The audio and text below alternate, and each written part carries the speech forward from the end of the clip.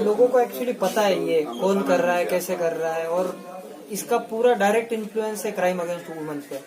तो हम चाहते हैं कि लोग खुद से आगे आ जाए, हम लोग को इन्फॉर्मेशन दे जाए, और ये जो समाज के अगेंस्ट जो गंदे लोग हैं, मैं बोल सकता हूँ इसको, इन पे जल्दी से जल्दी जितना एक्शन हो सके उतना करे और त्रिपुरा नशा मुक्त हो जाए, यही हमारा मिशन है। अगले दिन भी ये जारी रहेगा? हाँ, बिल्कुल जारी रहेगा। इस चीज का इन्वेस्टिगेशन होगा, ये किनको सप्लाई करता है, ये किन से सप्लाई लेता है, ये सारा इंक्वायर होगा और हम एडुकेट एक्शन लेंगे। Thank you sir. নেতৃত্বে একটা নাকা গেট বসানো হয়েছিল শান্তিবাজার থানার।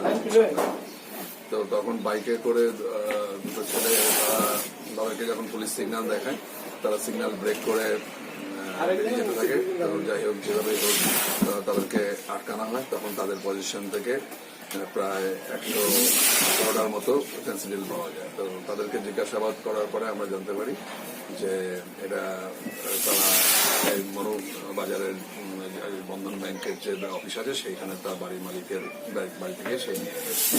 তারপরে আমরা তার কথার উপর বেস করে আমরা এই বাড়িতে সমস্ত আইনানুরূপ যা প্রক্রিয়া আছে সমস্ত মেনটেন করে আমরা এখানে রেড করার পরে আমরা তার ঘরের যে খাট আছে, বক্স খাট, সে বক্স খাটের ভেতর থেকে এবং বিভিন্ন ঘরের মধ্যে বিভিন্ন জায়গা থেকে আমরা প্রায় 24টার মতো বক্স পাই এবং টোটাল প্রায় 2048 বটল ফেন্সিডিল কোরেক্স। কত টাকার মাল হবে আনুমানিক? এখন এটা তো প্রাইস ভ্যালু নির্ভর করে ডিমান্ডের উপরে। বাজারে এটা কত করে বেচে না বেচে সেগুলো আমরা এখনো জিজ্ঞাসাবাদ করিনি। তো এই বাড়ির যে মালিক, কি নাম তার? রাজেশ্বর দেবনাথ, তাকেও আমরা ডিটেল করেছি এবং আমরা একটা মামলা নিচ্ছি এনডিপিএস এর।